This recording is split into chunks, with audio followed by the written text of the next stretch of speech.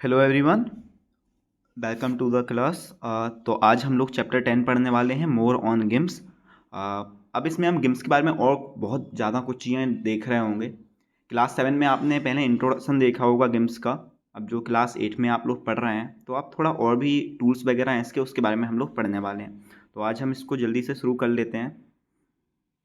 अब गिम्प होता क्या है? GIMP GNU image manipulation program is powerful and free open source image editing software that can be valuable tool for various creative project. You have learn about how to select an image and paint them accordingly. अब GIMP क्या होता है? ये एक image manipulating programme है। इसके द्वारा हम लोग इमेज को एडिट वगैरह कर पाते हैं। ये फ्री ओपन सोर्स इमेज यह free open source image editing software है। इसका ये मतलब होता है कि यार ये ओपन सोर्स प्रोग्राम है, मतलब इसमें जो डेवलपर होते हैं वो इसकी कोडिंग वगैरह देख पाते हैं और कहीं ना कहीं इसमें बग्स वगैरह फिक्स कर पाते हैं। और फ्री भी है, हमें इसका कोई चार्ज नहीं देना पड़ता है। सिंपली हम इनकी वेबसाइट पर जाएंगे और वहाँ से हम गिम्प को डाउनलोड कर सकते हैं अपने पीसी के लिए। In this chapter, you will learn about the tools repair damaged image, apply different pattern. These tools help you edit an image. इस चैप्टर में आप बहुत सारे टूल्स के बारे में पढ़ोगे जो रिपेयर करते हैं इमेज को, अप्लाई करते हैं, अलग अलग पैटर्न हम अप्लाई कर पाएंगे इमेज पे।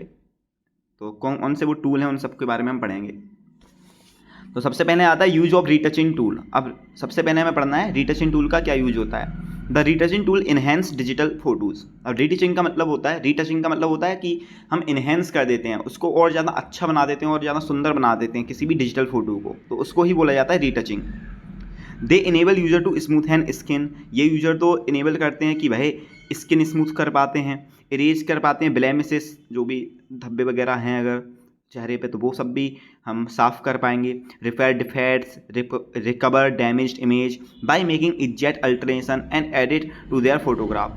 तो हम ये फोटोग्राफ पूरी उसमें एडिट कर पाते हैं और जो भी प्रॉब्लम रहती है फ़ोटो में वो फिक्स कर पाते हैं। कुछ डैमेज वगैरह है फ़ोटो में या फिर स्किन ब्राइट करनी है, आपको स्मूथ करनी है, तो ये सारी चीज़ें आप लोग कर पाएंगे। इसी को रीटचिंग बोला जाता है। यूजर यूजिंग दिस टूल में get outcome that seems professional. Let's us learn some more retouching tool under paint tool. अब यूजर जो भी इन टूल का यूज करके जो भी आउटकम निकालेगा, यानी जो भी रिजल्ट आएगा, वो बहुत ज़्यादा प्रोफेशनल लगता है, बहुत ज़्यादा प्रोफेशनल होता है, बहुत ज़्यादा रियलिस्टिक लगता है। तो सबसे पहले आता है बिलर टूल। अब बिलर टूल क्या आता है? थोड़ा थोड़ा धुंधला धुंधला सॉफ्ट टाइप का कर देता है चीज़ों को। The blur tool is use to make the parts of the picture look softer and less distinct. तो ये क्या करता है? ये एकदम थोड़ा बिलर धुंधला धुंधला टाइप का कर देगा, सॉफ्ट टाइप का कर देगा ऑब्जेक्ट को। तो जहाँ पर भी हम बिलर टूल का यूज़ करेंगे वहाँ पर सॉफ्ट टाइप का हो जाएगा। By brushing over particular region, जब हम ब्रश करते हैं किसी भी पर्टिकुलर रीजन में, it may be use to give the image a smoother look, को वो है वहाँ पर स्मूथर लुक आ जाता है। एंड प्रोवाइड आ रिफाइंड और आर्टिस्टिक ब्लर इफेक्ट, और एक रिफाइंड और काफ़ी आर्टिस्टिक ब्लर इफेक्ट हमें देखने को मिल जाता है। इसका यूज, ब्लर टूल का यूज हम लोग स्किन को सॉफ्ट करने के लिए भी करते हैं। अब इसकी थोड़ी सेटिंग वगैरह हमें चेंज करनी पड़ती है, तो वो बहुत अच्छा स्किन को सॉफ्ट कर देता है। जैसे यहाँ पे ये स्टेप आप पढ़ सकते हैं, क्लिक कहाँ से हम लोग ब्रश टूल वगैरह ओपन करेंगे। तो उसके लिए आपको सबसे पहले जाना पड़ेगा टूल मेन्यू में, फिर पेन टूल में, और फिर ब्लर या शार्पन टूल होता है, वहाँ से हम ब्लर टूल सेलेक्ट कर लेंगे और फिर ड्रैग करेंगे इसको किसी भी इमेज के ऊपर, और फिर हम चेंज देख सकते हैं इमेज में। जैसे ये इमेज आप देख पा रहे हैं, ये अभी काफ़ी शार्प इमेज थी, बट इस फ्लावर पे मैंने जब ब्लर टूल चलाया हुआ है तो ये थोड़ा थोड़ा धुंधला धुंधला टाइप की, ब्लर स्मूथ टाइप की हो गई है। तो ब्लर टूल का यही काम होता है। अगला आता है हमारा smudge tool. The smudge tool enable you to mix and adjust the colour in your photograph.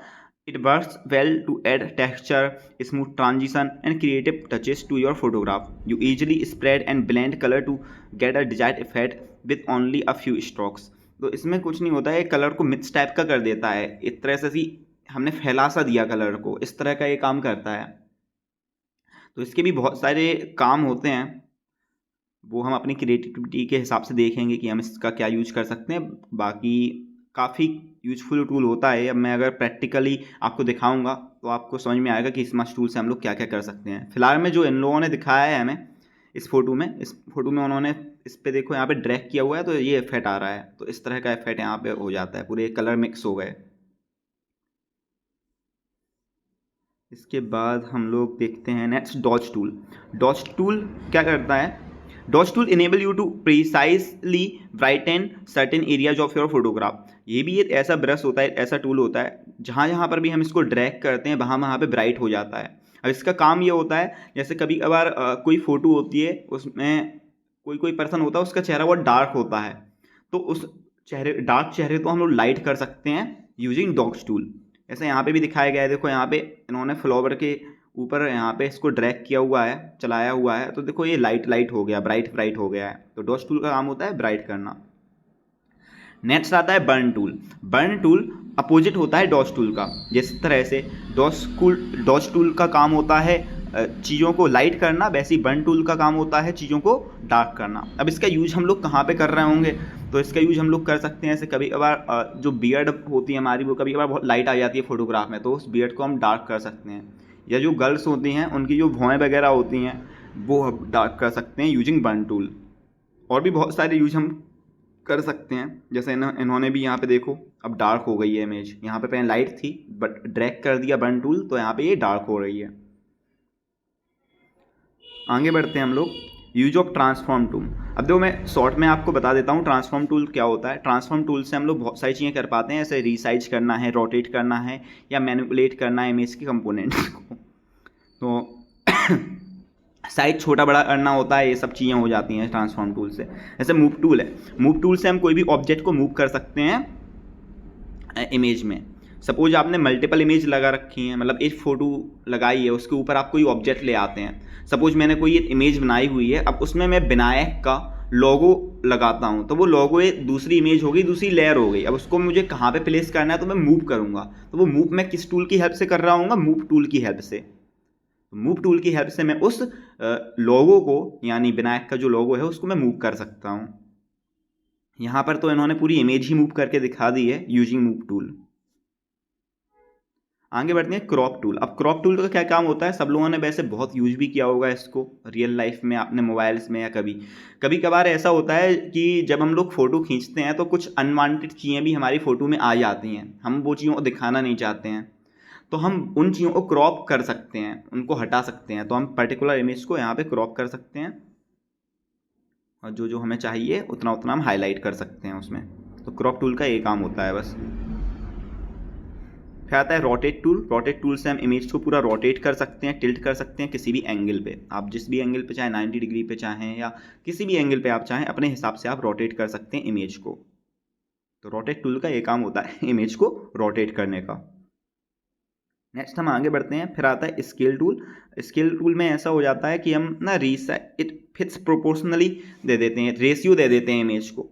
तो जब भी अब हम उस इमेज को छोटा बड़ा करेंगे तो वो फिक्स रेशियो में छोटा बड़ा हो रहा होगा। जैसे मैंने अगर लेंथ और विड्थ का मैंने रेशियो फिक्स कर दिया है, तो अगर मैं लेंथ भी बढ़ाता हूँ तो वो ऑटोमेटिकली उसी रेशियो में विड्थ भी बढ़ रही होगी। या सपोज मैं विड्थ को सॉरी या सपोज मैं विड्थ को कम करता हूँ तो उसी प्रोपोर्शन में, उसी रेशियो में लेंथ भी कम हो रही होगी। तो इसको ही बोलते हैं स्केल टूल। इसके बाद आता है शेयर टूल।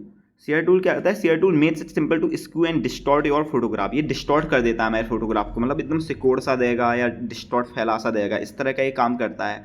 इस ब्रश को जहाँ जहाँ इन्होंने चलाया उस टूल को, वहाँ वहाँ ये वैसा हो गया। जैसे ये इमेज है, आप देख पा रहे हैं बहुत टेढ़ी एड़ी सी सिकुड़ सी गई है, कहीं से फैल गई है। तो ये सारा काम हम लोग कर सकते हैं शेयर टूल से। आगे बढ़ते हैं जूम टूल। अब जूम टूल का काम क्या होता है? जूम टूल काफ़ी इंपॉर्टेंट टूल है। कभी कभार हमें ना फ़ोटो है वो जूम करके देखनी होती है, उसकी बारीकी से हमें देखना होता है। तो बहुत ही केयरफुली अगर हमें देखना है, बहुत ध्यान से देखना है, तो हम फोटो में जूम कर सकते हैं किसी भी पार्ट पे।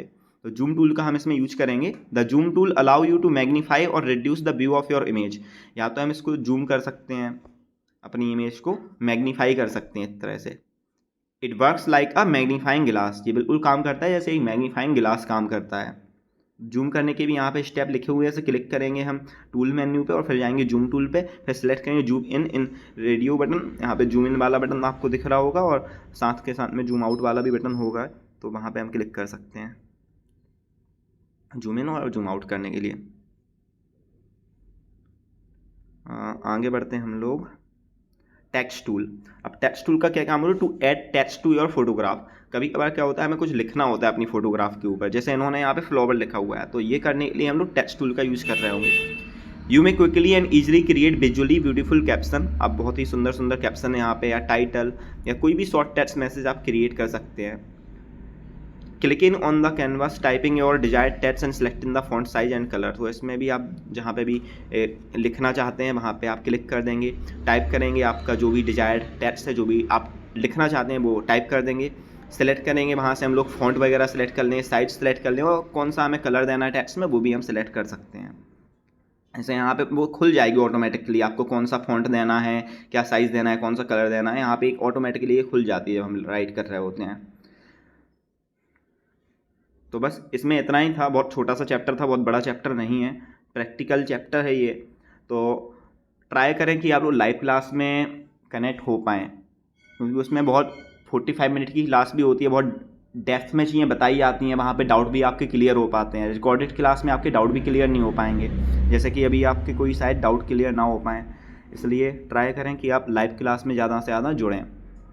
अब जो नेक्स्ट लाइव क्लास होगी उसमें मैं प्रैक्टिकल भी करके दिखाऊंगा, मे बी इसका जो भी ये गिम्प सॉफ्टवेयर है इसको चला के भी देखेंगे हम लोग।